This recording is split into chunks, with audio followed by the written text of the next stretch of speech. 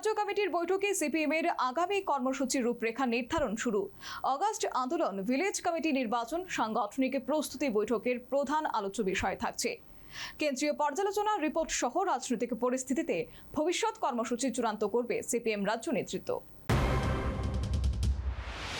আগরতলার মেলার মাঠ স্থিত সিপিএম এর রাজ্য সদর কার্যালয়ে শুক্রবার থেকে শুরু হয়েছে দুদিনের রাজ্য কমিটির বৈঠক।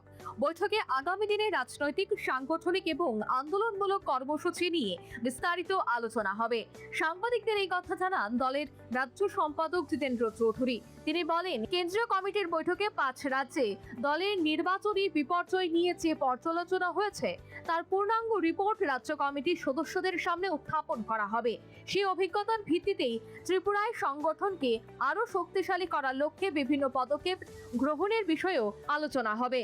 জিতেন্দ্র চৌধুরীর অভিযোগ, আরএসএস বিজেপি দেশের গণতন্ত্র, সংবিধান এবং সাংবিধানিক প্রতিষ্ঠানকে নিজেদের নিয়ন্ত্রণে আনার চেষ্টা করছে। এই পরিস্থিতি মোকাবেলায় রাজনৈতিক এবং গণ আন্দোলনের কর্মসূচি নিয়ে সিদ্ধান্ত নেওয়া হবে। আগামী 10 অগাস্ট কৃষক, ক্ষেতমজুর এবং শ্রমিক সংগঠনগুলির ডাকা দেশব্যাপী জেল ভরো আন্দোলন রাজ্য সিপিএম সমর্থন জানিয়েছে। রাজ্যে 11 দফা দাবিকে সামনে রেখে আন্দোলনের প্রস্তুতিও এই বৈঠকে চূড়ান্ত করা হবে।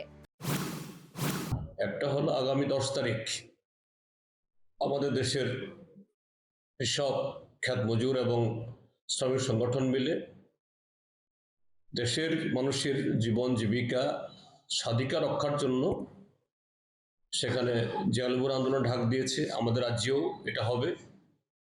11 দফা দাবিতে আমাদের পার্টি আমরা এই কৃষক, ক্ষেতমজুর, শ্রমিকদের এই দাবিকে সম্পূর্ণভাবে সমর্থন আমরা করছি। কাজেই এটার প্রস্তুতি নিয়ে আমরা কথা বলবো। তৃতীয় হলো সামনে ভিলেজ কমিটি নির্বাচন, যদি ভারতীয় জনতা পার্টি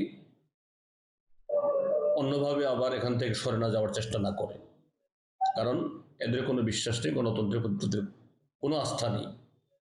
যাই হোক, আমাদের তরফ থেকে এই ভিলেজ কমিটি নির্বাচনে যাতে শান্তিপূর্ণ হয়, মানুষের রায় প্রতিফলিত হয়, তার জন্য আমাদের সাংগঠনিক কর্মসূচি।